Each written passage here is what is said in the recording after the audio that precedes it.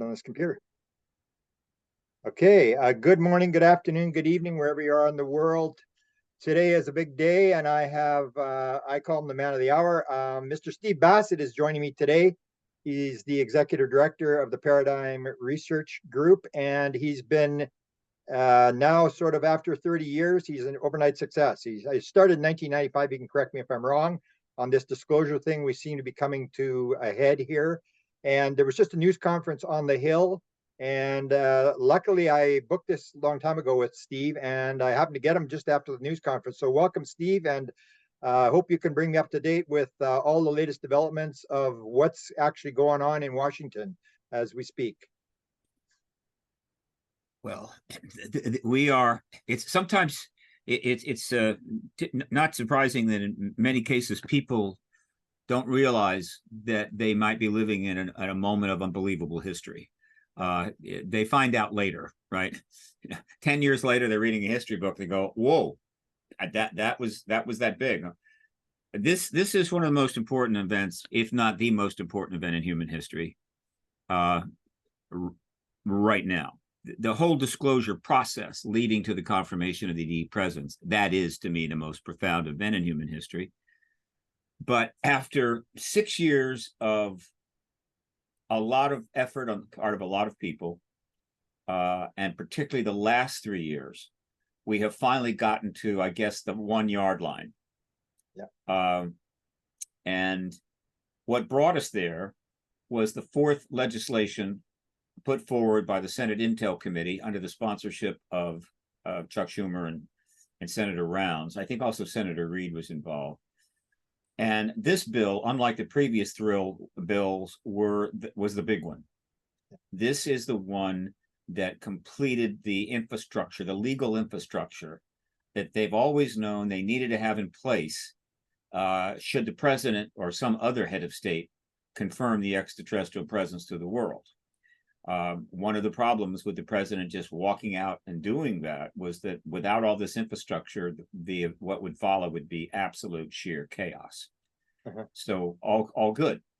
So the Senate could have maybe passed a modest piece of legislation, or rather submitted that, moved the ball forward a little bit further, but for various reasons, which we can discuss, the Senate Intelligence Committee decided to throw a 50-yard pass into the end zone. And who was all working on it? Can you fill me on who actually it's called the Schumer Amendment. So basically, like, was Danny Sheehan involved? Was Podesta involved? Like, were you involved? No. This is the creation of a critical piece of legislation, and it was done by members of the Intelligence Committee and their staff. They may have consulted with some individuals of far higher rank and station than I. They might have discussed this with Mellon. They might have discussed this with some witnesses. I don't know. But understand that over the last 6 years, not just the Intelligence Committee, but quite a few people of Congress have been given briefings, meetings with witnesses. They've gotten reports classified in public from the government. So there was plenty already in their pocket regarding this issue. And so they came up with this legislation. Now, this legislation, if you read it in full, and I will send you a link, Grant, where what I've done is I have converted the printing that is in the bill, which is very hard to read. It's a special kind of printing, and I've converted it to a nice, comfortable PDF file, single space, very easy to read, and I've even highlighted it. I'm going to send you that link. It's online, and I may change it. I may change the highlights. All that'll change. In any event, it's 23-page single space, 70 some pages in the bill itself. And what does this bill do? What essentially it does is this. It sets up, finally, which we've been waiting for, the full legal infrastructure by which everything that is in the government's hands, no matter the level of classification, whether it's documents or files, reports, and or technology or bodies or anything else, it provides the infrastructure, legal basis for which that can be brought out from the deepest levels of secrecy through several layers of review, right? And finally end up in the National Archives. In other words, it's the full disclosure bill that we have been waiting for. Now, does that mean that it all comes out at once? No, not that at all.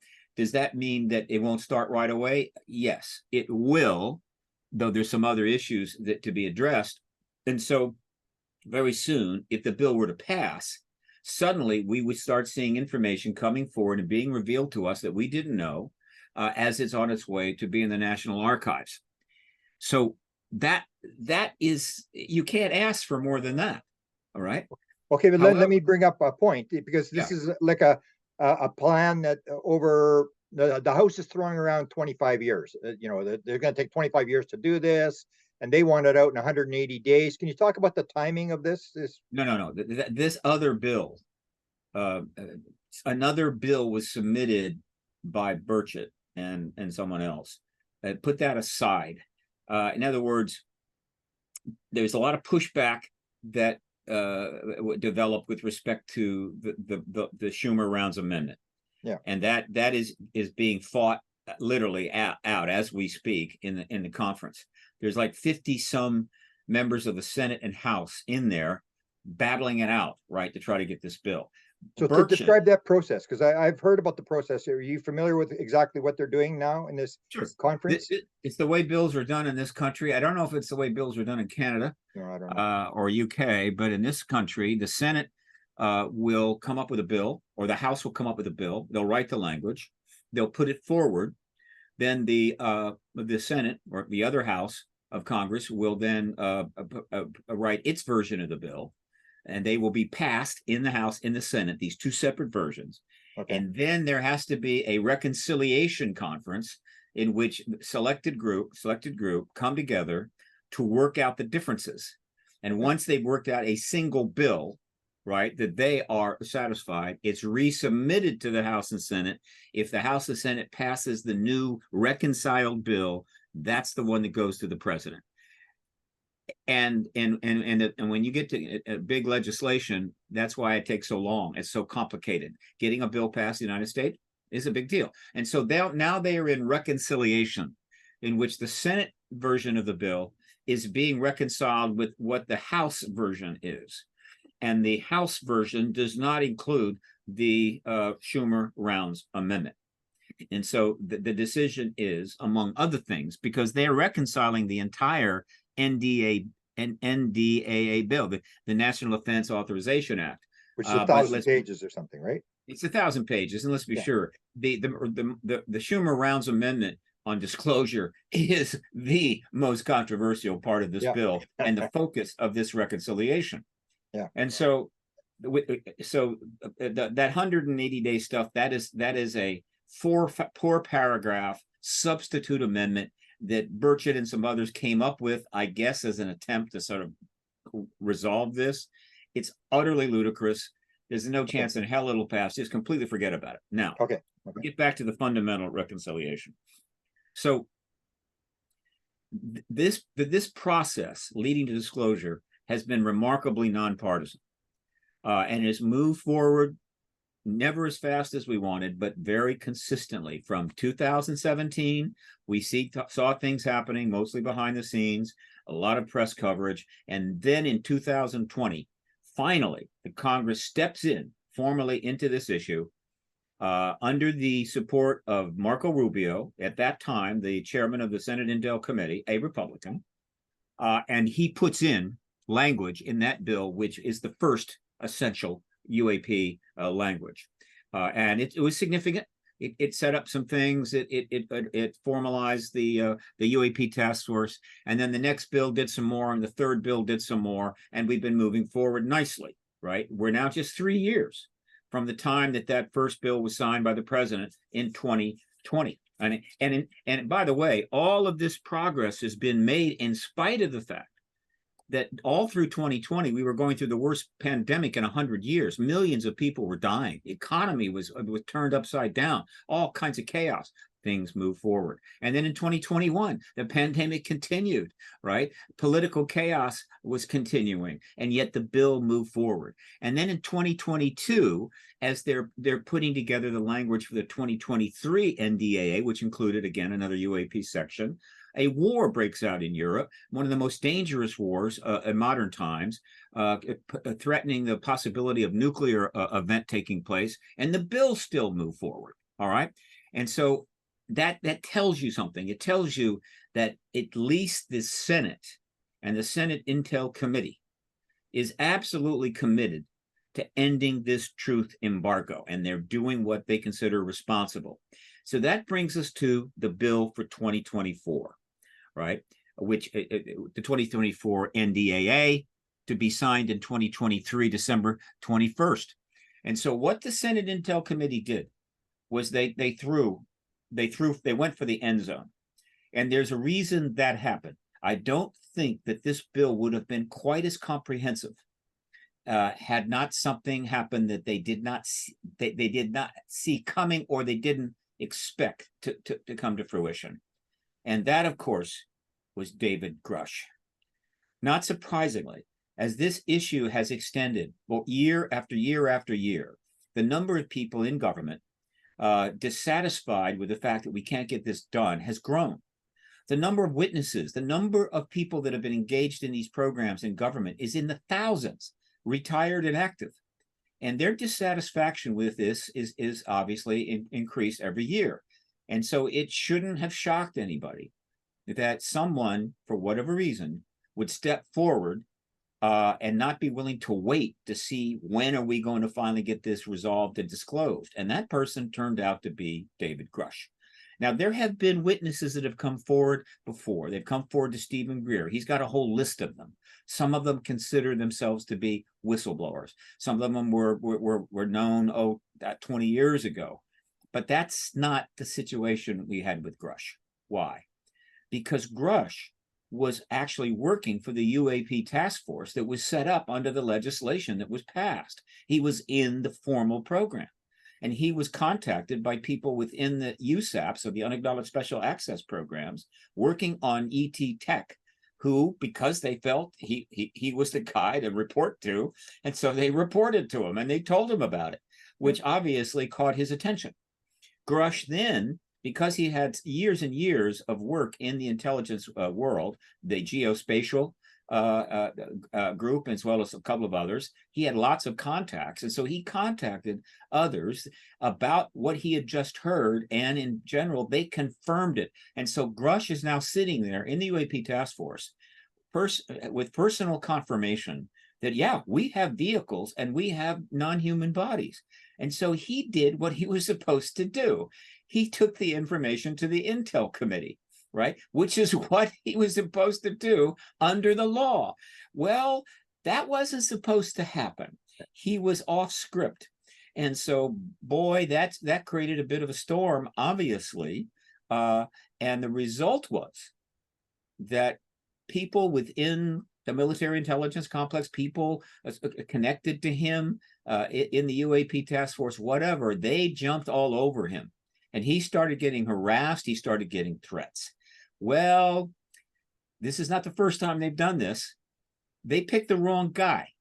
This is a guy that went through 2 tours of duty in Iraq. So bad that when he came back, he suffered serious post-traumatic stress syndrome and was dealing with drugs in order to deal with that. But, and let me put a point on that. He is a man of such substance that he overcame that, dealt with it, went for treatment, and got so sufficiently back together that he was given his full security clearances back and allowed to move forward, including being assigned to the UAP task force. And so this man was not going to put up with that. And so he went to the IG's office, the second Inspector General of the intelligence community, with a formal complaint. By this point, it was probably well known that this was happening amongst the insiders. And so guess what? They stepped up to back him. Who stepped up?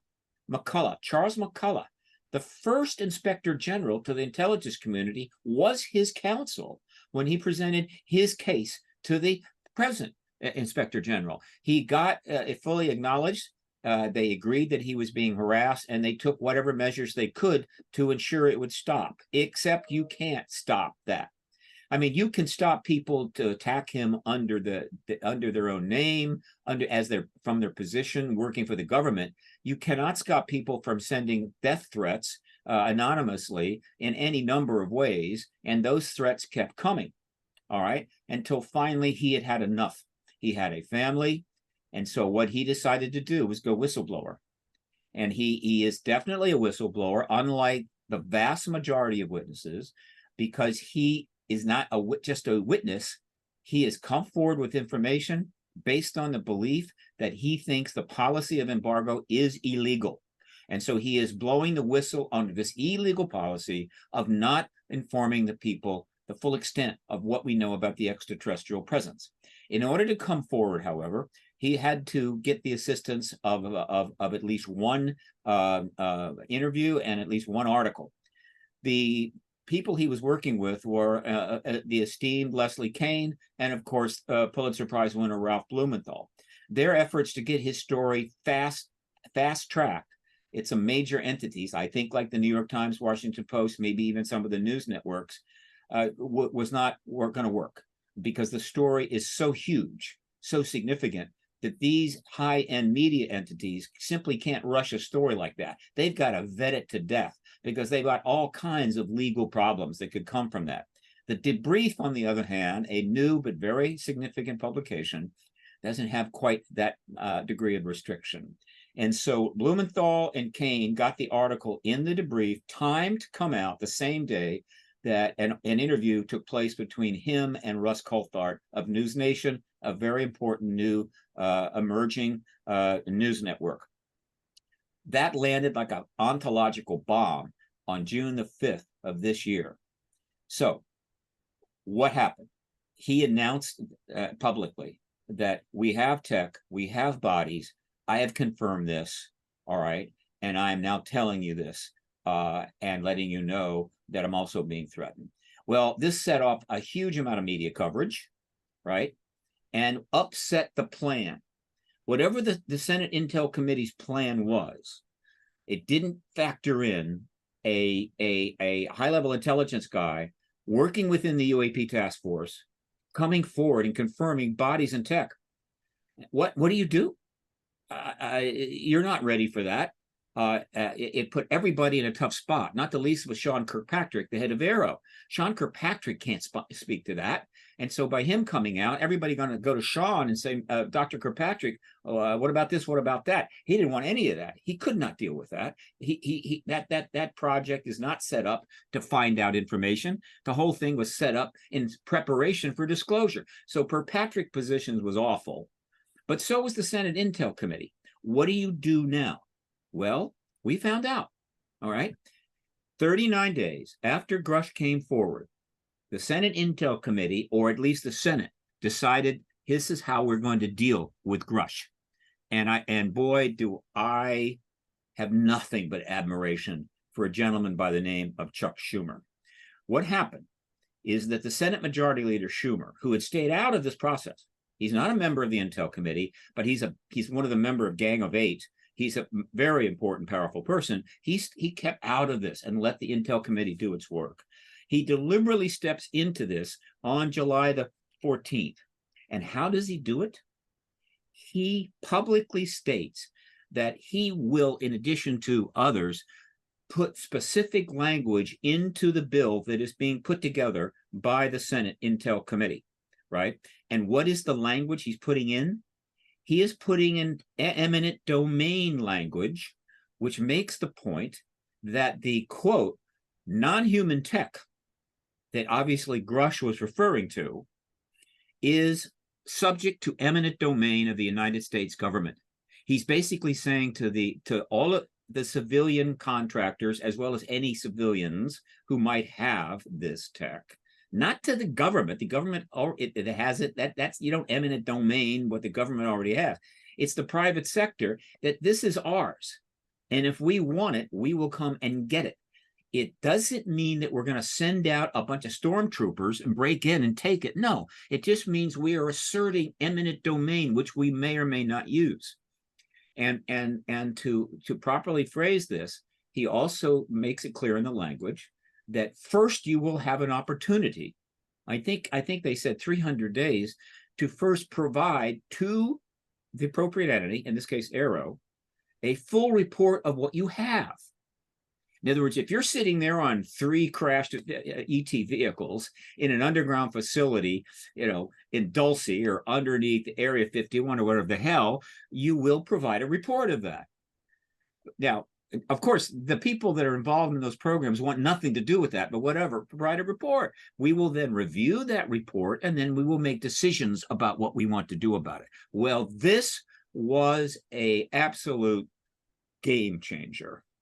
And at that moment, everything changed. Certainly, it attracted an enormous amount of press, enormous amount of coverage, which I have chronicled on my website, 15,000 articles, including 1,700 links to articles about this year alone. And that was the response. Now, what he did in that one statement on July the 14th is, one, he literally confirmed Grush. He's basically saying, I, the Senate Majority Leader, am confirming that what Grush told you was true. Why? Because there's no way in hell you come forward with eminent domain language about tech that doesn't exist. That would be utterly insane. And so he's confirming Grush, which obviously elevates this issue.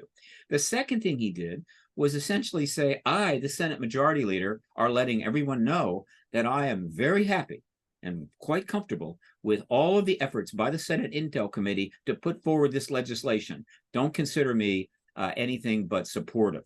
And 3, the other thing he did, and this is not very important, is that whether or not Schumer thought that this legislation would pass or not, and he surely must have considered the fact it might not be included, the eminent domain part, it didn't matter, because the way it works is the final bill, which I think was passed in July 27th, goes up on the Senate website, where it sits for months, while, again, the House is considering what to do and so forth. And so anybody, anywhere, including people working 500 levels below Dulce or whatever, can go and read it. You go online and read the damn thing. So he basically sent a message out to the entire civilian contractor world that the disposition of the Senate is that we want that technology accounted for, and we're going to decide what to do with it, whether you like it or not. Now, that message was sent, and there was a very important reason why he needed to send that message, and here's why. If for some reason the United States president was forced to disclose prematurely, I say, because of any number of reasons, the most likely one would be that our intelligence community learned that Xi Jinping was about to do it. Such and such a day. In 4 days, we learned that Xi Jinping is going to go before his political, that mass group that meets, I don't know what the hell they call it, and announce to the Chinese people, we have crashed vehicles. There are extraterrestrials here. And I, the president of China, is informing you today, which leaves Biden sitting in the White House with nothing but egg on his face. And so they would have had to say, oh, my God, we've got to get the president out there. So they push the president out in the East Wing, and he confirms it. Except we don't have all this infrastructure yet, right? In fact, if it was years ago, we would have had nothing, no infrastructure, no laws, no Aero, no nothing. And then the next day, we're going to have to deal with this without any of that, and it's just going to be chaos. But something else would happen. If disclosure, whenever disclosure happens, if the disclosure comes from the president, even in an orderly fashion, what is going to happen very quickly is that every one of those contractors that has visions of making billions upon billions of dollars by exploiting the technology that will soon be made public, that they have been working on and paid very well by the government to work on, like they do with our nuclear submarines and our fighter jets. They get paid very well to develop and build those damn things. But this is ET tech. This is a whole different thing. They're going to start filing patents They're going to start patenting everything they can in order to ensure that their shareholders will benefit mightily from the money they're going to make. And so by putting that message out, he's saying, don't do that, right? Don't file those patents. This is our position. Now, if the law had passed, it definitely would have preempted that, right? But that remains to be seen. So that's what happens on July the 14th. Now, what happens after that is not complicated. At that point, given the full scope of that bill and what it means, here's how we're going to get everything from the secret world into the public world over a period of years. It also makes a very important point that everything 25 years or older, meaning all documents that pertain to acts that were passed or whatever more than 25 years ago, starting in 1998, that's fast tracked. In other words, that stuff can get right into the pipeline. That doesn't mean it all gets dumped. It just means it goes right into the pipeline. And so that ensures that there's going to be lots of material coming forward to go into John Greenwald's Black Vault and to be talked about in the newspapers very quickly, because that's fast tracked. It's still going to be reviewed. And so again, this is all very appropriate, very solid. But when he made that statement, the people in the corporations, in the defense contractors, as well as anybody within the United States government whose fundamental position, not venal, not based on money, is that this should never be disclosed. We should never confirm to the American people. This absolutely must be remain secret and contained and embargoed until the day I die. Those people are triggered because they realize that this bill is the ball game. It is the end of the line. Once it is passed, then aside from the fact we need a major hearing prior, the president is in a position to disclose at any time. And so from July 14th on, behind the scenes, apparently they have been making phone calls and pushing buttons to see if they could scuttle this bill, but they were doing it privately, right? In other words, they're not putting it out there. They don't go public until the reconciliation comes. The moment we approach reconciliation, boom, all of a sudden this emerges. And one of the effects of this action is for the first time to politicize this issue.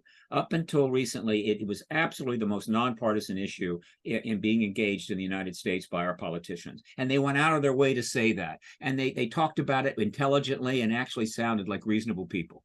But now it's politicized. How so? Very simple. Guess who? Well, not put it this way. Defense contractors give millions and millions and millions of dollars donated to the campaigns of members of Congress. Okay, no shock. Guess who gets most of that? Republicans. Okay, guess which Republicans tend to get the biggest amounts? The chair of the Intelligence Committee, the chair of the Armed Forces Committee, and similar in the Senate. All right, okay, and so they've been calling them and pressuring them and say that bill cannot stand, that domain certainly cannot stand. You do something about that or will whatever. And so they're putting the pressure that way. That's how the pushback begins. All right. And then I think those who are opposed to the idea of a truth embargo ending started to exert certain pressures themselves. And so the net result is that as we entered recognition, 3 people stepped forward and said, wait a minute. And those 3 people were Mike Turner, chairman of the House Intel Committee, Mike Rogers, the chairman of the House Armed Services Committee, and a little surprisingly, Mitch McConnell, right?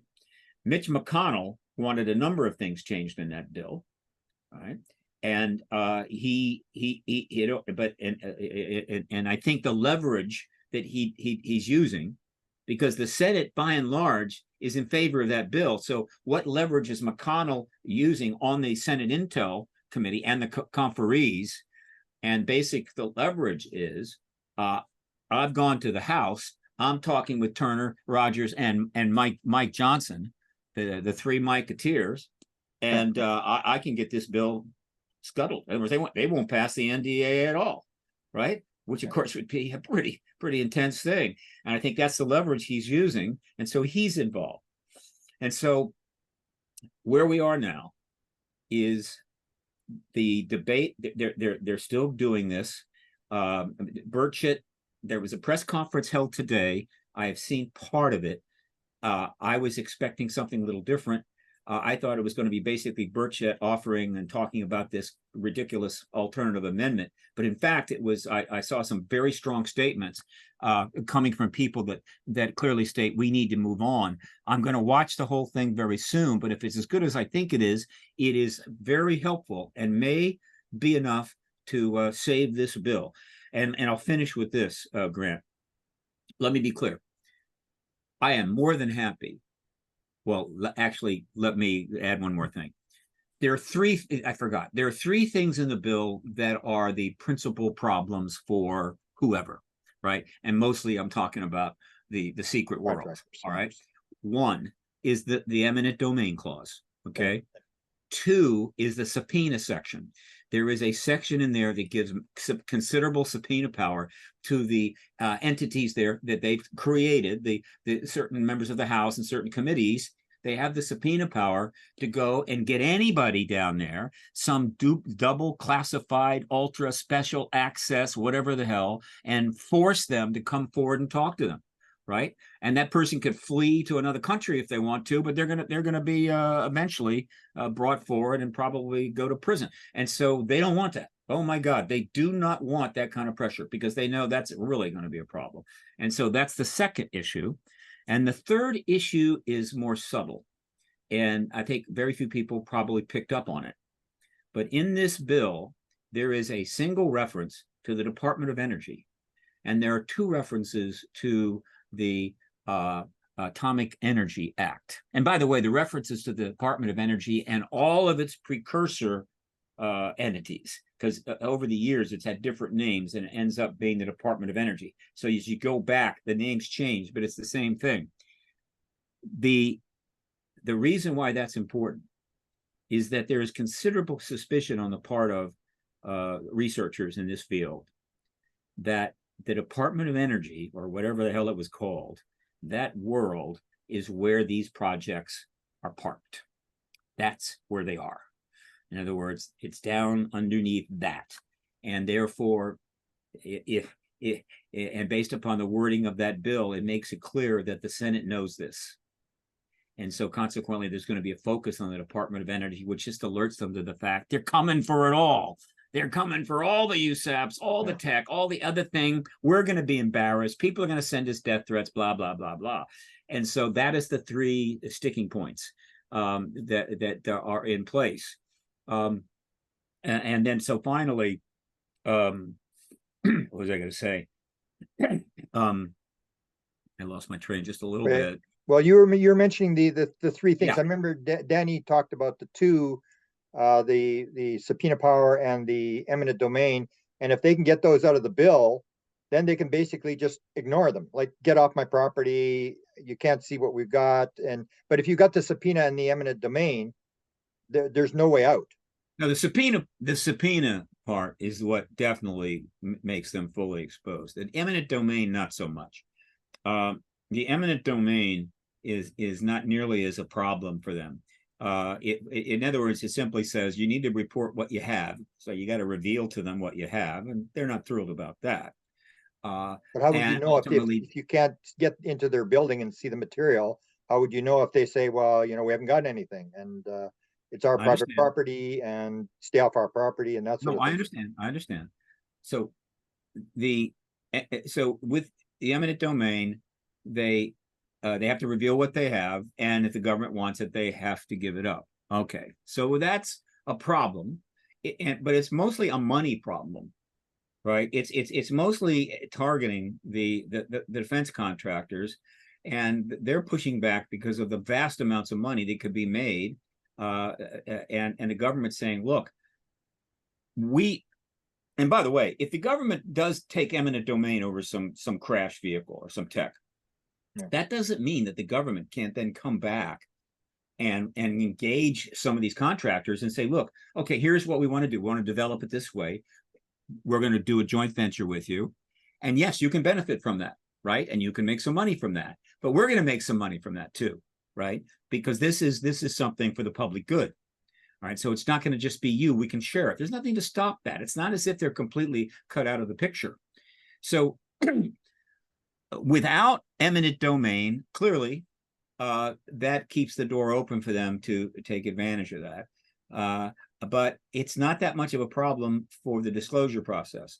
In other words, the fact that eminent domain is there doesn't really impact the disclosure process and allows us to move forward. And at any time after disclosure, we could easily pass an eminent domain bill. Yeah. All right.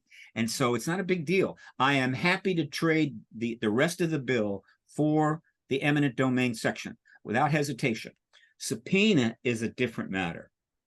If they demand the subpoena power be taken out, what they are saying is you can pass all the bills you want, but you cannot come for us. We are absolutely not touchable. And I cannot imagine any of the members of the House Intelligence Committee or any members that are representing them in the conference committee that are going to go okay on that. They're going to draw the line on that and say no, because it would be a complete capitulation. The American people would be mad as hell, and so they're not going to do it. And so if it comes down to that, in other words, if Schumer and the other guys are willing to go that far and say, you don't take that subpoena out, we're not going to pass the NDAA, then they are going to launch a shitstorm. I mean, a hell of a shitstorm. Why? Okay, because they're going to have to pull the bill completely, which is going to raise all manner of hell. All right, people are going to be extremely angry. There's going to be a huge amount of focus on them, particularly on the House. And that's going to go on all through the end of December, into January. And then guess what? Their next thing on their agenda, in terms of the House Democrats, is shutting the government down. Mike Johnson basically committed to shut the government down. He has to shut it down, and they're going to throw him out as speaker. And so now you're going to have that shitstorm happening. And so it's going to create just an absolute fiasco for the Republican Party, much more than the Democratic Party. And so that's what they're walking into. All right. And so I don't know how it's going to end up, Grant. I lean toward the fact that there will be a bill passed, and then it might be missing the eminent domain clause. If they pass it without the domain and the subpoena power, and everything else is in there, it's basically, what can I say? I mean, it is a classic example of here is what we have to do, but we have no way to enforce it. So it's making a statement. It's letting people know what they want to do, and that would be pretty cool. And so, would that be bad? It might not be so bad, and here's why. And this is the last thing I want to say, and then I'll just take questions. Yeah. Even if the bill doesn't pass at all, they pull it out. Okay. That doesn't mean the Senate cannot hold a hearing. The Senate can hold a hearing. It doesn't matter. And so the Senate Intel Committee can hold the hearing that we've been waiting for and bring forward the witnesses that we know are ready to testify that will set this issue on fire worldwide. The only thing that might interfere with that is the DOD can make an effort to block witnesses. But the only leverage they've got is to threaten their career, to threaten their pension, and obviously and that's even harder when you're talking about men and women who have already retired from the military. And if they do that, it's going to be publicly known, and the DOD is going to get a massive, massive black eye. And so and in general, those witnesses can just tell the DOD to go to hell and testify. And so they can still hold those hearings. They can still bring those witnesses in. We know pretty much who they are, and I guarantee you there will be no hearing in history will be quite like this one. And when that hearing is done, or at least a week on, the stage is set for the president to disclose, which he could easily do in January. All right, after the hearing, and when the president discloses, and the truth about the ET presence is now worldwide confirmed, because other nations will follow. Boom, boom, boom, boom, boom. The world is on fire. The people are on fire and excited. And then you reintroduce the damn bill. You reintroduce the rounds of Schumer bill, and now you put that up, and then see if they can stop it then. with hundreds of millions of people say, don't you even think about stopping this bill. It's the end of your political career. And so we still end up with what we need. And so again, but that is then that is then up to Mark Warner. Mark Warner sits at the cusp of history. He and Rubio together, they sit at the cusp of history. They can either, whatever happens, they must call that hearing, and soon. If they don't, this whole thing is going to slowly move into the most chaotic, grotesque, bizarre election in the history of the United States. At the same time, the risk of nuclear war is ongoing in the Ukraine, is emerging in the Middle East, where a terrorist group can get their hands on a nuke and blow up some city anytime they want to. And the election is going to be a disaster, and history is going to excoriate them. They have the opportunity to hold that hearing. They must do it. If they do, the president will probably disclose. And so that's my sense of where we're going to be in the next 2 months. Okay, I'm always big on the president. Do you think that the president will end up taking a question on this and just say, I'm in favor of whatever they're doing if they get this set up, not really go full disclosure? And can you talk a little bit about the pressure? As you know, Chris Sharp wrote this article for Liberation Times. Almost 1 million people read it. I see some of the tweets. You've got 100,000 hits on various tweets and stuff like that. 300,000 views on one of my tweets. Has everything changed in terms of this sort of going viral, where the politicians now actually have to listen? Their phones are jammed, and this seems to be the thing that everybody wants to talk about. Before it was something nobody wanted to talk about. Now it's the main subject on Washington, by the looks of it. This is the real first major test of the activist intention of the American people on disclosure. And as it happens, disclosure, UAP, and all that is a big topic on Twitter. It's always going to be Twitter to me. So sorry, that's what I'm calling it. It's always going to be Twitter to me. It's big. And as it happens, Twitter is an extraordinarily powerful activist tool that is not fully appreciated. I mean, I don't care about Elon Musk. Twitter is important, and I don't want it to go away. All right. And so I'm on Twitter. I have a substantial following at Steve Bassett. Please follow me, right? At Steve Bassett. And what I've done is I have put out a curated list of all the Twitter handles for the House and Senate Intel and Armed Services Committee. I did that. And then recently I put out on my Twitter feed all the handles for all of the the House conferees, the people that are in the room right now debating this. I put that out. All right. And what I'm telling people to do, in case they didn't know, is that if you want to reach these people, you can call them. It's not easy. You can send a letter. It may never be read. You can send an email. It will probably be read by a staffer, and maybe they'll delete it. Maybe they'll show it to somebody else. But way superior to that is Twitter tagging. And Twitter tagging is really simple.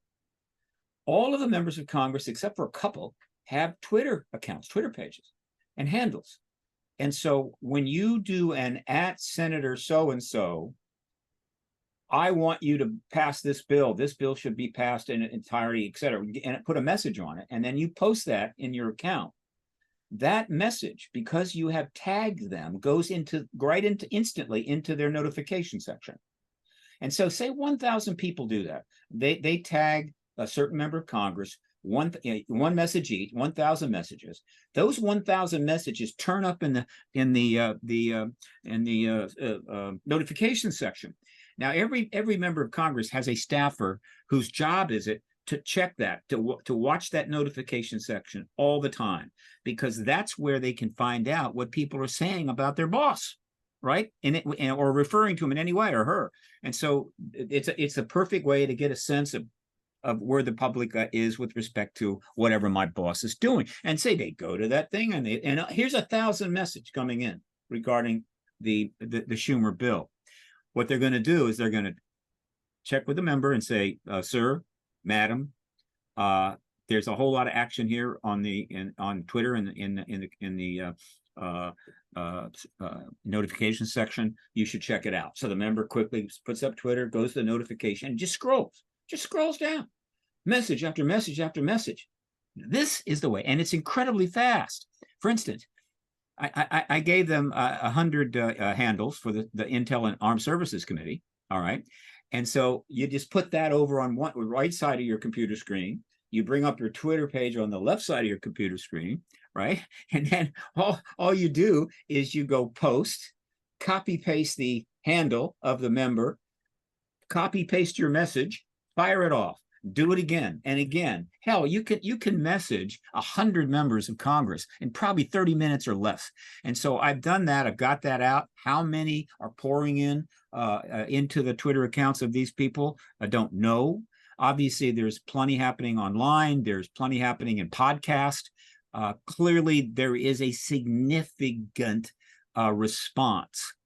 Now, let's face it. Over the last 10 or 20, 30 years, 20 years particularly, our Congress has become notorious for doing whatever the hell it wants. It just doesn't matter what the public think. The public could be 78% in favor of something, and they will do exactly the opposite. And so that's one of the reasons our system down here, Grant, is kind of getting really goofy. But this issue is interesting. So that is happening. And we'll see how strong it gets. It still has some time. They probably are going to debate this for a number of days. They have to be done by the 11th. So that's another almost 11 days. Is that the vote on the 11th? The 11th, because they leave, they go out of session on the 14th. And there has to be some time to get the bill up to the White House and get it signed. So it's going to get signed on the 21st. They're leaving town on the 14th.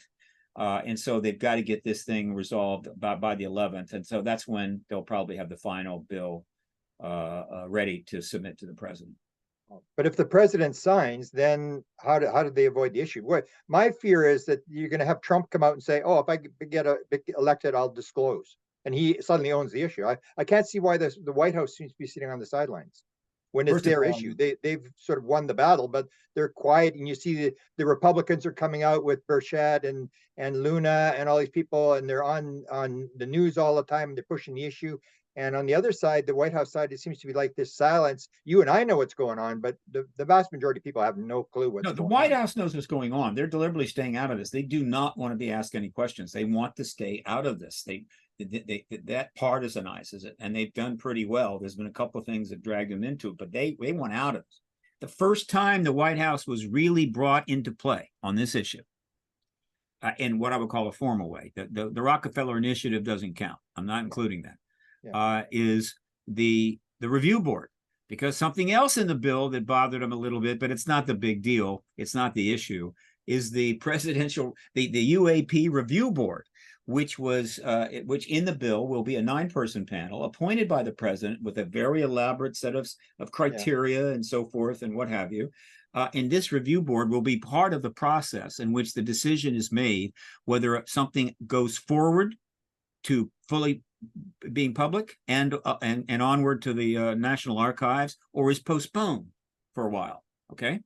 Again, it's another way to maintain what I call responsible disclosure, but is referred in the bill as the disclosure control campaign, which was misinterpreted by people. I get it. It's control in the sense of what they're really saying is this process is a big deal, and it needs to be done responsibly, folks. We're not just going to suddenly throw open the doors. And so as far as Trump coming forward, well, one, he's not the president. So he can say, if I'm president, I'm disclosed, but he can't be president until January 20th of 2025. Secondly, it will be utterly transparent, right? And very little will be taken seriously. So I'm not worried about that.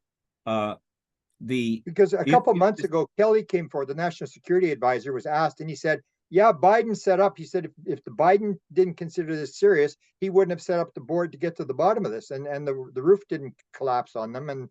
And they actually said, yeah, Biden's behind this. And I knew that Podesta was going to go to Biden, and he was going to push, and you can tell Podesta's got to be in the background on this thing, advising. I don't see why they don't grab the issue and say, yeah, this is our issue, and we're going to do what we can on it.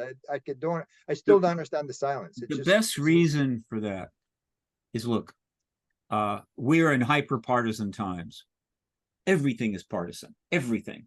And grotesque things are being done under the partisan rubric. And so the White House is loath to partisanize this, and shouldn't. And so it needs to stay the hell out of it.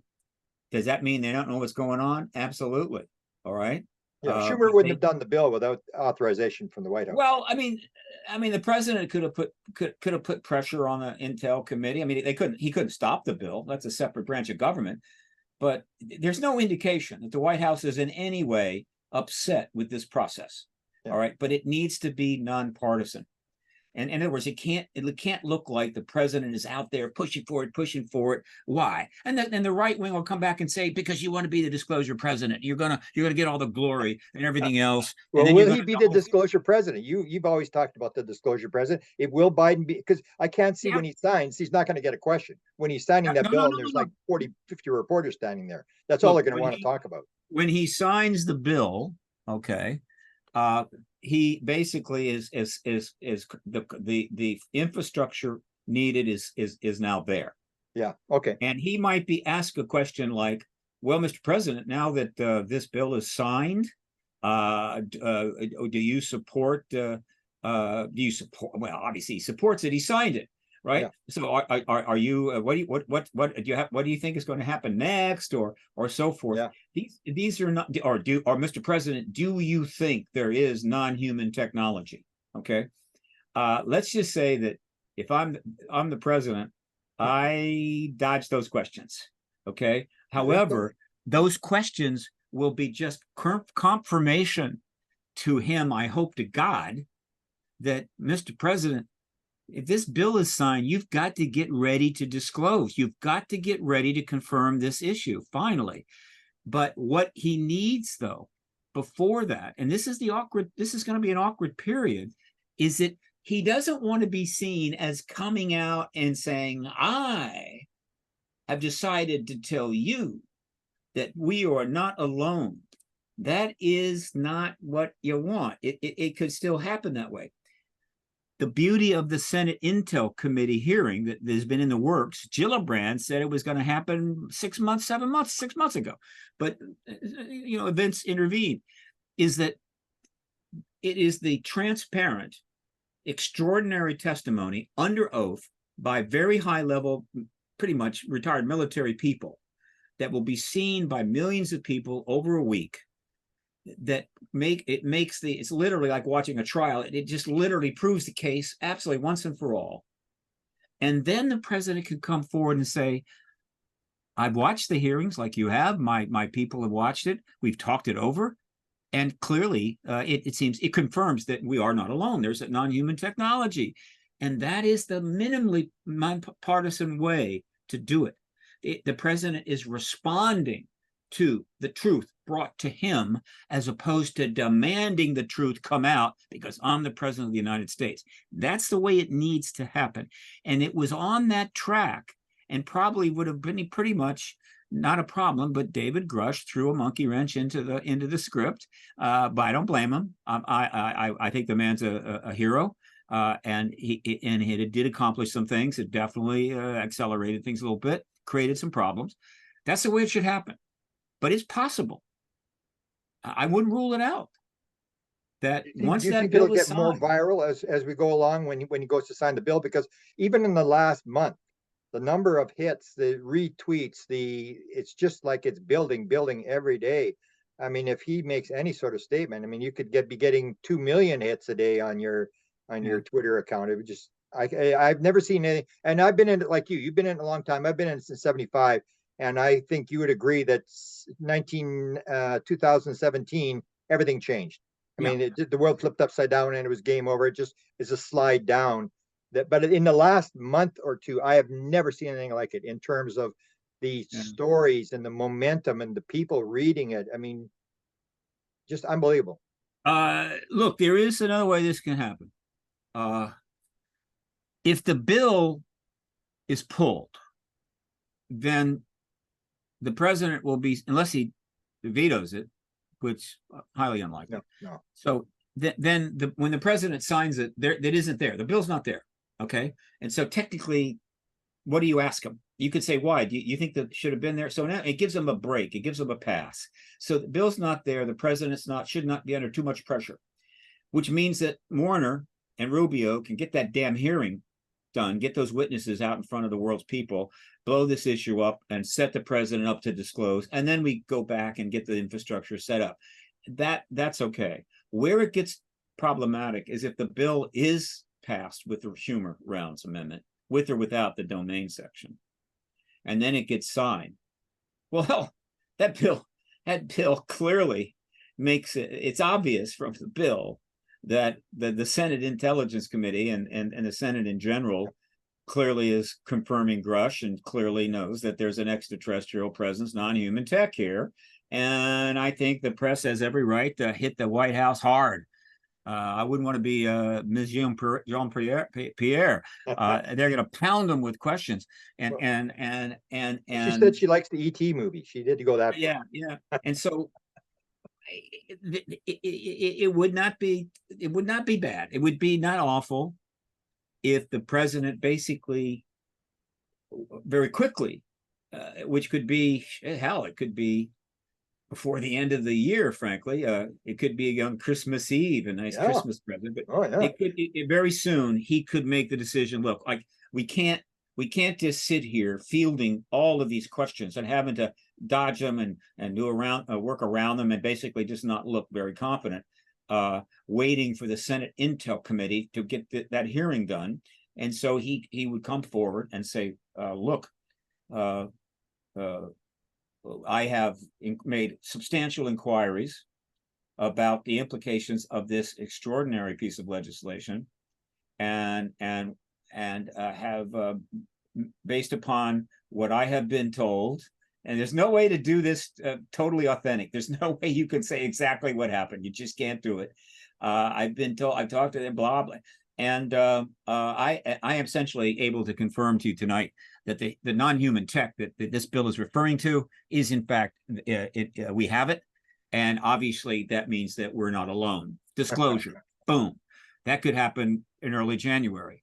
And people, it may seem a little more political to some people, but nevertheless, it's not that political. And the bill that ultimately, the Senate Intel bills were all nonpartisan. In other words, the vast majority, if not the entire Senate Intel Committee, supported that bill. I think it was 17-0. I think Danny said it cleared intelligence 17-0 or something. So that could happen, and that's fine. And then the whole issue of the infrastructure that we need, the legal infrastructure, will then be revisited, and they'll pass a bill. And then the Republicans can, and the defense contractors can fight it, but it'll be completely out in the open. And these defense contractors are basically going to be publicly saying to the American people, we own it. We're going to make $1 trillion. Screw you. Our shareholders come before the national interest. That's not going to go over very well. Good luck. Good luck. So it could work out that way, right? Or the worst case is the bill is signed. The Senate Intel just will not call a committee. All the questions they're asked about it, they have no comment. The White House has no comment, or they come up with some silly workaround or whatever, and we just go forward like this, stumbling forward. Nobody can answer a question properly. Everything's up in the air, and our country looks even more stupid to the rest of the world than it already does. And believe me, the rest of the world thinks we're pretty stupid right now. So we've got this legislation, which I believe is the most important bill ever passed by any legislative body, or will be passed ever, about the most important issue in the history of the human race, is coming at a point when the United States is at a very critical point in its history as a democracy, involving a range of issues. I don't know if that's just purely an accident, or whether there's a tie-in that explains it all, but that's the way it is. And so there's a lot of things that might get resolved here, or at least forced to deal with, because the issue is so profound.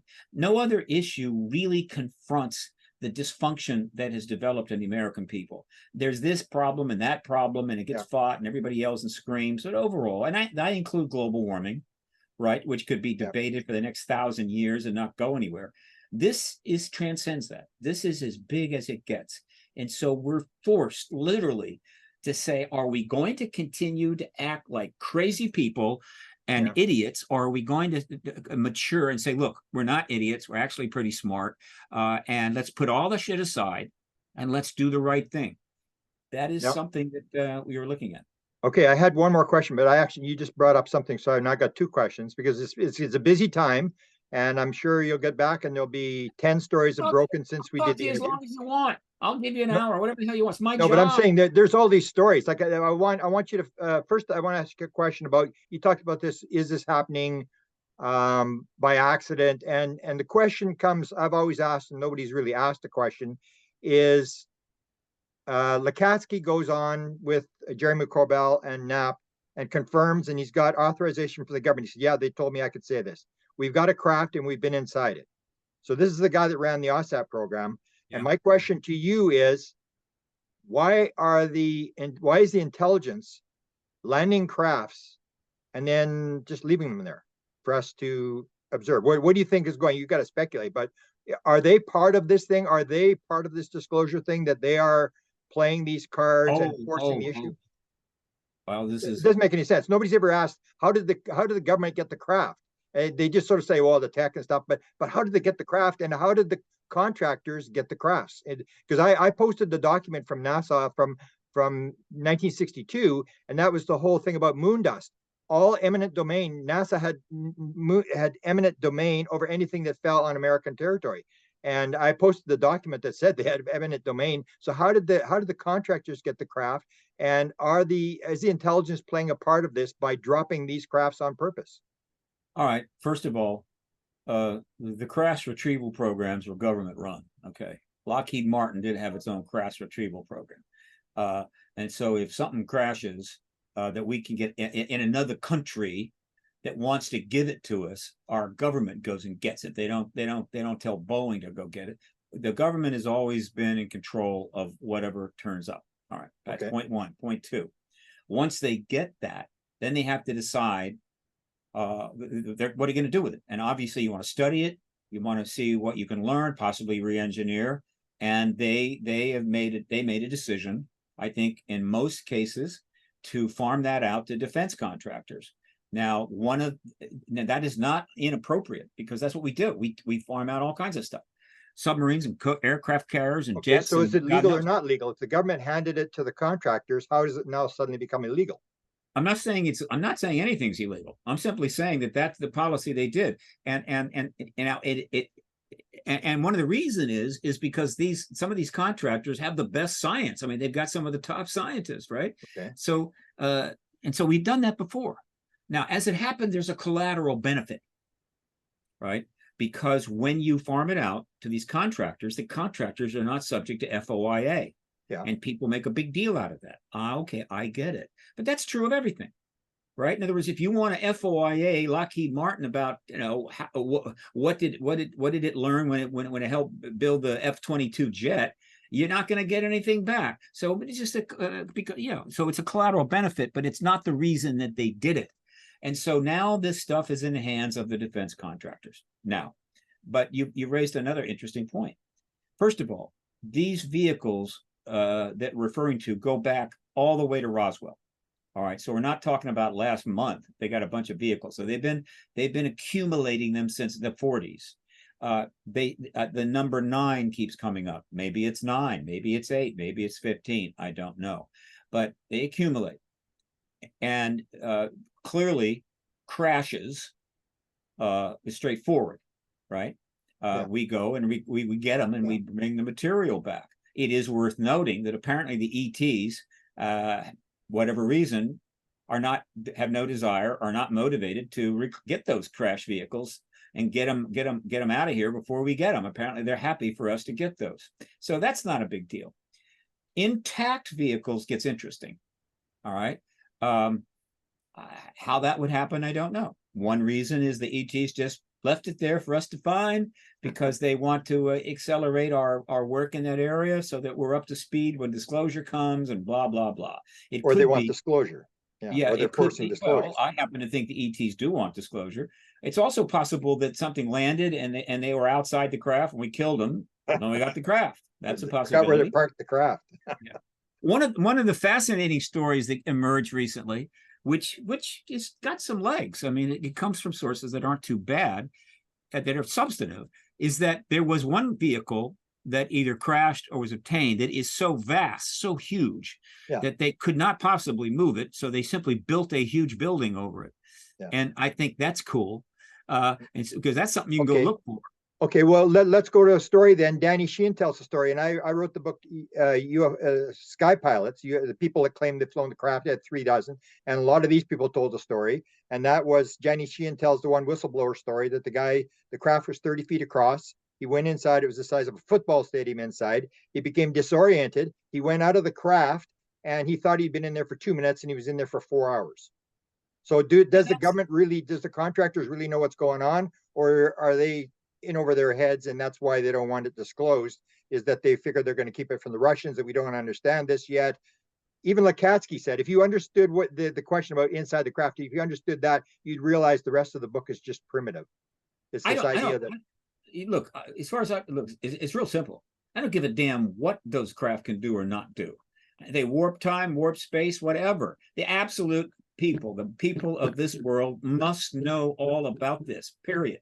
Yeah. You know, the whole right to know, need to know, you can't handle the truth is utter propaganda bullshit, always has been. And so as long as we allow this to go on, then we should not be surprised of all the egregious acts and stuff that's going to happen by the vast secret complexes and all of the stuff that have been given basically a license to do anything you want. All right, that has got to end. And so one of the things that may emerge from disclosure is that we may actually begin a process where we end the age of secrecy, okay, the age of the secret world. Okay, but let me go back again and sort of challenge you on this, is that they gave the crafts to the contractors. It looks like they set up the rules. And even if you take a look at when Reed wrote the document in 2009 to move OSAP, what did he want to do? He wanted to put it in a bigoted waived access disclosure program. And he said, I knew about the crafts. I wasn't allowed to see it. I knew they had hardware, and he was trying to hide OSAP in the same program. So that's, again, it seems to me that the government has in some ways authorized this whole mess that they find themselves in, and now they want to disclose it. But to me, it comes down to, how did they get the crafts, and why would is Reed trying to break the law when he's trying to move the OSAP into a black program? Look, that's a single thing. Can't speak to that.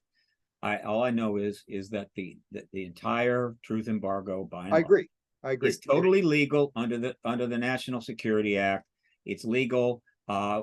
Some things done in along the way are illegal, but overall the policy is legal. They made the decision to obviously bring the contractors in. They had the legal right to do that. All right. They set up classification schemes, special access programs, had the right to do that. And so they ran it, and pretty much in concert, and pretty much all of the aspects of this were pretty much the same as applied to our nuclear weapons program and other national security issues, right? Pretty much the same thing, only maybe a little more intensely conducted. So it's legal. And so what disclosure is essentially legalizing, bringing it forward, right? Not saying that they're illegal, but rather now the new law is that we can get this information forward. All right. I agree. A lot of people are saying this, keep using the word illegal and all this kind of stuff. I would agree with you with it's written on the CIA headquarters. You shall know the truth, and the truth shall set you free. I agree with you. I mean, let's get it out. I mean, if it's whatever bad news, well, then it's bad news. We got to live with whatever it is. But the people pay the bills, and people, I mean, it's the idea of, if Congress is spending one dime of taxpayers' money, they have oversight, and they don't have oversight right now by the looks of it. And the bill actually provides for that. I think one thing that people need to remind themselves of, and they often forget because we've totally normalized it, for our entire life, unless you're over 77 years old, your entire life, you have lived under a nuclear threat of annihilation, end of world, goodbye, all over. And at one time there were some 80,000 nukes. Now we're down to, I think, 20-some thousand, which is more than enough to end civilization quite nicely. And at any time, somebody could screw up. And so our government, our national security people, have been dealing with that from day one, from the 47 on. And so it's easy to throw criticize them and throw shade on them. But they had a real responsibility. How could we not have a nuclear war with the Soviet Union or China, right? And as a result of that, we had huge weapons programs and massive intelligence operations in order to find out what the enemy was doing, or the potential enemy was doing. Those were critical, because if you don't have that kind of intelligence, you have to guess, which leads to paranoia. It leads to somebody firing off a missile. And so the ET issue and its presence and the decision to classify it completely coincided with the threat of nuclear war. And that is one of the reasons why the ET issue was so tightly held. If we had all kissed and made up after World War II, and the Soviets said, okay, look, capitalism is your way, communism is our way, it's no big deal, let's all live together, sing kumbaya, and we didn't build 20, 30, 40,000 nuclear weapons, it's very likely that this all would have been resolved years ago. But that's not what happened. And guess what? We're still in that situation, closer to nuclear war than we've ever been. Nuclear war meaning a single nuke is used in any combat zone. Yeah. So if a nuke is used in the Ukraine-Russia war, that puts that command, it's the European command, in DEFCON 1. Some people think that DEFCON 1 means total global nuclear war. No, it doesn't. It means nuclear war at some spot, and it's by region. And so Europe goes into DEFCON 1, the US probably goes into DEFCON 2. Then the question is, does it spread? That's the issue. But you don't want that one nuke to go off. Yeah. Nobody does. And so that is one of the reasons it is this way. I'm not going to second guess them on that. I never had the responsibility of keeping America safe from a nuclear attack from China. All right. We've done a lot of stupid things because of this. A lot of the wars that we started probably could have been avoided if it wasn't for the nuclear threat. All this crap, I get it. But that's just the history. That's the way it was. They have been literally in parallel. And as I've said in many presentations, that is not an accident. I think that the scope and pace of how we engaged and been engaged by extraterrestrials absolutely changes the moment those two bombs drop on Japan. And from that point forward, everything changes, and somehow something is going on the ET side, and things are going on in our world, moving us inexorably towards disclosure 76 years later. And so the nuke issue and the ET presence and their activities are already tied together. And so that's why I'm not going to beat the government over the head endlessly. You deep state, you Illuminati bastard, all that kind of crap. Everybody thinks they're saving the world. I mean, they did the best they could with what they had. By and large. And they also, did some stupid stuff. Yeah. I mean, there have been some crimes committed on this issue, and a few people have died. And everybody wants to get in an uproar over that. I'm saying, look. Yeah. I mean, it's even like now Kissinger has died, and Kissinger, the rumored story was Kissinger said this is the hottest potato of all times. It is. But the U.S. has done so much worse. I mean, if you want to get upset with the U.S., let's start with Vietnam and how many people died because of a war that shouldn't happen in the first place.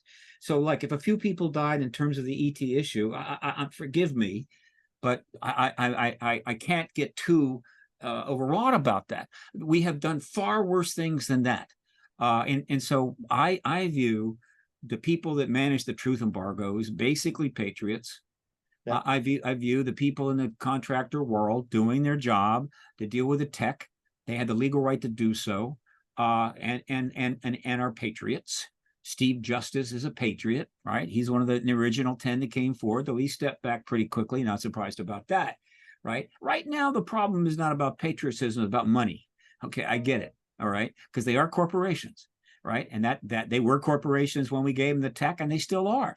And under the nature of capitalism as is practiced in the United States today, which has gotten out of hand, it is not sufficiently regulated. But under the current capitalist system, there is no amount of money you can make, no amount of money you can't donate to candidates. Right, and a corporation's fundamental purpose above everything else is the shareholders. In other words, the shareholders must make as much money as possible. They must see as much value possible, and pretty much all moral considerations are out the door. Now we have got to fix that too. That's another one of the reforms that has to take place. But that is the way it's practiced. And so they're basically just being the scorpion. It is their nature. And so if I've got a tech that can make us $1 trillion, by God, you're not taking it from me. Well, unfortunately, in this case, I think it ultimately will be taken from you. You may still make some money, but this is tech from another world. It is paradigm shift technology. It is changing everything. Yeah. And so, and let me give you a very simple example of why I'm making that point. There is something going on right now in the world that occasionally gets mentioned about once every 6-8 months, and that there is a company serving its shareholders in order to assure that they can have the maximum value. And it's called Nestle. And what Nestle is doing is buying up water rights everywhere that it can. So it owns more and more water and more water, so they can start selling the water to us to make money. Well, the next thing you know, somebody's going to start claiming rights to the air. And if you move into a certain part of the country, they own the rights to the air, and you have to pay them to breathe it. This is not the capitalism we want in America. Nestle needs to be reined in, and the corporations that are planning to exploit this tech purely for their interest and not necessarily for the nation's interest need to be reined in. Now, you keep bringing up things I want to. This is again speculation, but you didn't get respect for a lot of the years that you put in, and another guy didn't get a lot of respect was Tom DeLonge. So I want to ask you about Tom DeLonge. This goes back to the contractors. Tom DeLonge gets brought in by Robert Weiss, the head of Lockheed Skunk Works, and they basically help him.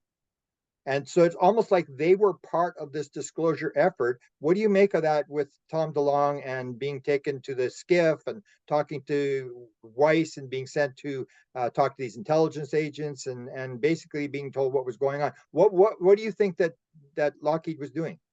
I have my theory on this. Only Tom DeLonge. Well, Tom, I think the story of Tom will eventually come out. I think some of the insiders may eventually talk about this. It's way too soon. But Tom DeLonge's story is pretty. There'll be a movie. There's got to be a movie about this. There has to be a movie about the Tom. And there'll be a statue, his statue right beside your statue. Yeah, exactly. So one of the most significant things that I noted when the 10 people's bios turned up in October 11th of 2017 on the website for the To the Stars Academy of Arts and Sciences, every one of those people was significant. I knew exactly what it meant, and one of the most notable was Steve Justice. In other words, he was a former either deputy or director of the Skunk Works, and everybody knows the Skunk Works was certainly a major player in the civilian world in terms of the ET tech, and there he was. And so basically, that told me that the at least one defense contractor was on the side of let's get this out. All right, now, what I think happened with Tom is that. And it's complicated, but and I think it's somewhat of a coincidence. I could be wrong, but I think this is the way it happened. Tom DeLonge has been interested in the issue since he was a kid, but he was much better at being a musician than he was in being a student. And so I think he eventually had to get his high school diploma by GED, but whatever. He was a good musician, and he forms several bands and starts making money. Meanwhile, he has an interest in this subject. So early on, when he's quite young, he jumps into the issue by getting involved with Stephen Greer, and so he's got some money, and he loves what Greer's doing, and so they're working together, and he's getting a real firsthand glimpse of it. He's into it, but eventually that kind of he moves past that and gets pretty much just into music, and he's off the radar for a while, but he's still making money. Sometime 2013, 12, 11, whatever, somewhere back in that zone, his interest is still there, and he had some ideas. And so he decided to kind of re-engage the issue to see if he could get some people to listen to him. And so he had the money to fly anywhere he wanted, any time. And so if there was a meeting or some group, a public situation that was happening, some presentation, whatever, he would fly, he'd attend it, and he'd try to buttonhole people that were high level to get their attention. to say, look, I have some ideas I'd love to present to you. Could you meet? And I don't know how long this went on, but he's buttonholing these guys and going to these events. In other words, he's being aggressive. He's being very proactive. He's doing what, what you tried to do. Activists do. And what I don't think he may or may not have known, at the same time that he is doing this, there is a growing sentiment within the military intelligence community that it's time to end this damn embargo. Now, it's a sentiment, right? It's not formal. It's just more and more people are seeing it that way. And guess what? They're encountering each other and they chat it up and, oh, you feel that same way, and they're meeting and whatever. And this idea of coming forward in a group in some way to push the process. In other words, not like a whistleblower just coming forward like Grush, but rather a number of people coming forward in some formal way. And I think they're mulling this over. And Tom, it continues to turn up, and it's in some point, boom. I forget exactly the individual, but one person says, there's somebody I want you to meet. And so suddenly they brought him in. And so he goes and he meets somebody, and then that person gets somebody else and somebody else, and he's meeting all these people, right? Which he eventually talked about. He talked about it on George Knapp's show. That's the first time we learned anything about George Knapp. This was in, I think, March of 2016, but this had been going on for a while. And I think, if I'm wrong, it's okay. It's not an awful thing to be wrong on this, but if I'm right, I'm going to be so pleased with myself, you can't imagine. I think that this group that was thinking about to come forward had a problem. First of all, money, right? They're not rich. And to do this with, in a proper way, you need money, you need some funding. Okay, you just can't a bunch of people over, hold a meeting and say, hey, we're here to advance the issue, right? We got nothing going here except there's a bunch of us and whatever. No, they needed to do it substantively. And here's Tom. And the idea that he was telling these people, the fundamental idea that he was presenting to them was essentially this: you guys are the good guys, right? You're getting all this grief, all this shade being thrown on you. You've just been protecting the national interest. But it's time for you to come forward on this. It's time for you to get the credit you deserve for protecting the country and also bringing this to the people. And the way to do it is, I've been doing stuff. I've been writing books, and I do music. I've got agents. I've got money. We could set up an organization, come out together, and so forth. And they were going, yeah. So in other words, you could put up the buck so we could launch something very substantive, come forward together. Great. Okay, good idea. And the next problem they had, though, was this: we like your idea. And then they're talking to themselves. They're going, well, who's going to be the head guy? Who's going to be the CEO of this entity that we're going to come forward in? Well, they got a problem there. How put off? Going to be him? It's going to be Jim Semivan, the career CIA guy. Is it going to be Luis Elizondo? But he didn't join until the very last minute. Almost anybody in their world acting as the head of this organization is going to get slammed. It's going to be an op. They're going to accuse them of all manner of deception. The thing is going to be distrusted from the get-go. They needed somebody that was completely, clearly not part of their world. And they had two options. One, start sending out requests to people, send out a letter to Michio Kaku, send out a letter to this person and say, would you like to, be the head of this organization? Okay. You can't do that. You do that, and basically the word's going to get out what the hell's going on, right? And they're going to say no, maybe, and then they may say something. And so you can't expose it that way. You haven't got the right to go out and recruit the CEO of the To the Stars Academy of Arts and Sciences, or whatever they would call it. But what if you just, Tom DeLonge was the CEO? He's putting up the money, right? He's really interested in the issue. He's absolutely not connected to the secret world. And he's well liked.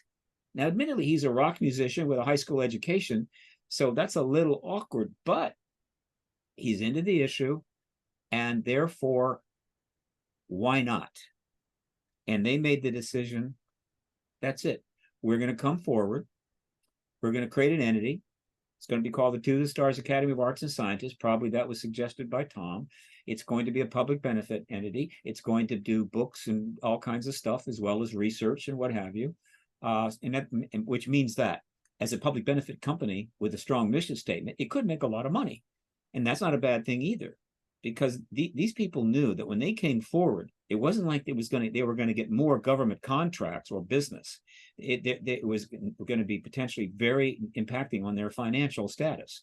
Now, maybe they were already comfortable and nothing could hurt them, but overall, they basically have separated forever from whatever the hell the classified world could provide them. And oftentimes they do get these contracts. And so the fact that this company could make money would be great. And so it comes forward, they make the announcement. Tom is the spokesperson, right? And right away they offer up stock in his public benefit corporation, and I think they raised about $5 million. I think they expected to raise 5 times that, but unfortunately, the circumstances surrounding the launch of the To the Stars Academy did not go the way they had hoped. In any event, to me, that is Tom DeLonge's role, and that's fine. That is absolutely fine.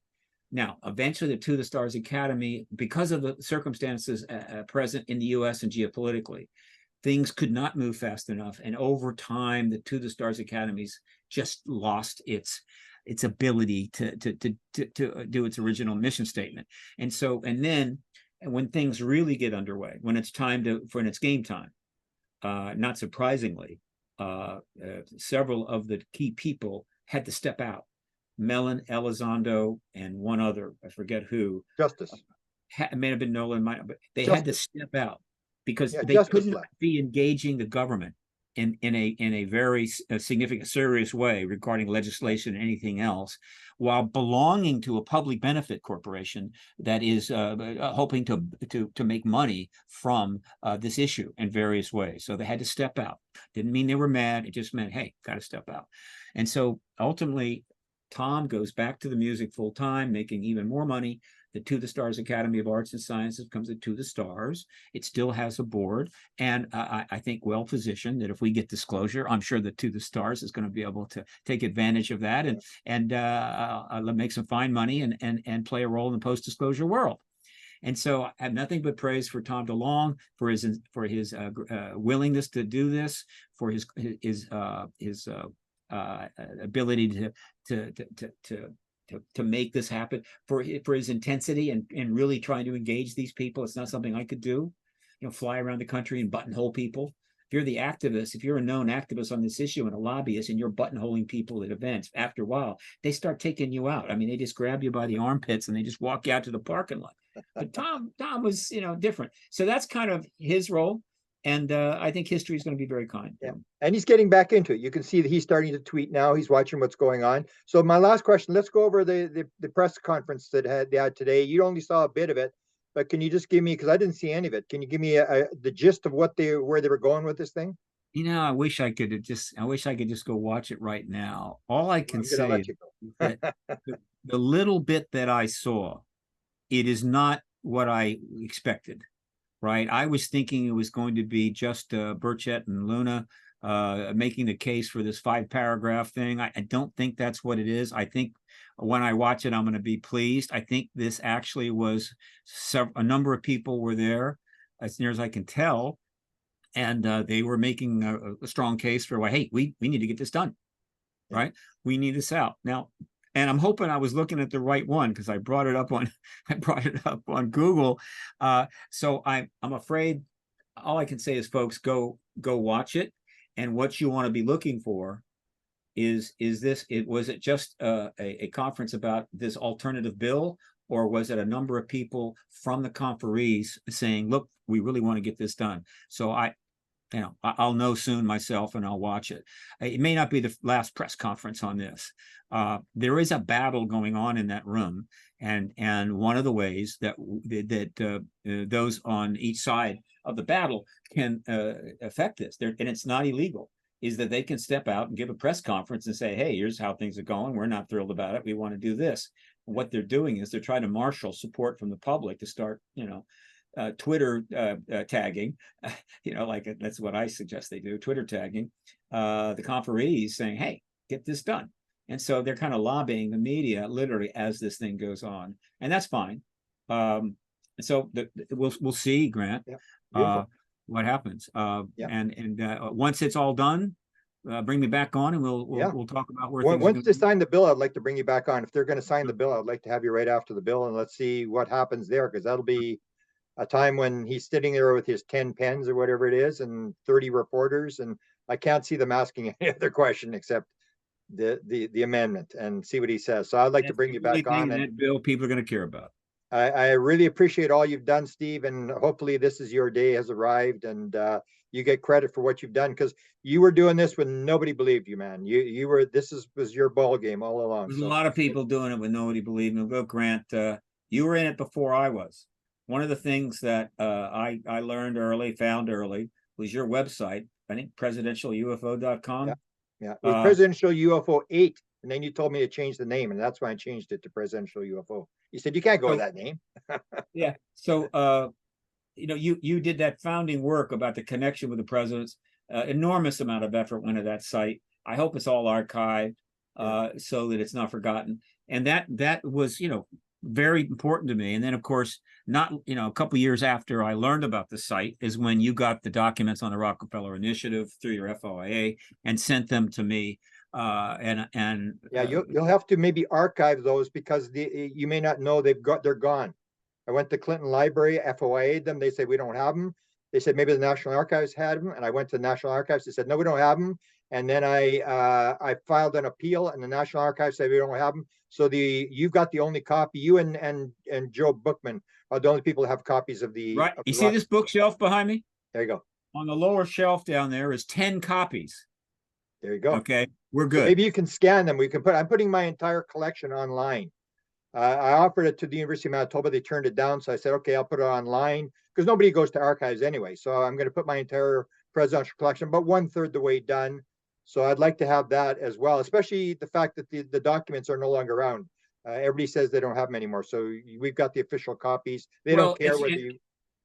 and as you know, on my website to this day, and it has never left my website in all Yeah, these years, about 240 of the most significant documents. interesting documents are up there, right? Yeah, And so I got those up, but I didn't scan them all because a lot of them are not that important, and that's a lot of work. But if you can scan your whole collection, which I think probably is more than just the Rockefeller documents, boy, do it, because that is a historical collection you got yeah, there, Grant, and you need to be recognized, and that needs to be available. yeah. I'll send you an app that I use that you can scan a document about every 6 or 7 seconds. It's pretty fast. Really? So yeah, Okay. I'll send you the link to the way I use, and it works really fast, really well. And we'll have another conversation once the president goes, because you and I were both on the same track of realizing who had to be in charge of this, and the importance of the president and the importance of getting this out. So let's do it again once Biden comes, and hopefully your day arrives and he makes the announcement and becomes the disclosure president, and we can move into the sunset or into the sunrise and see what actually this is all about.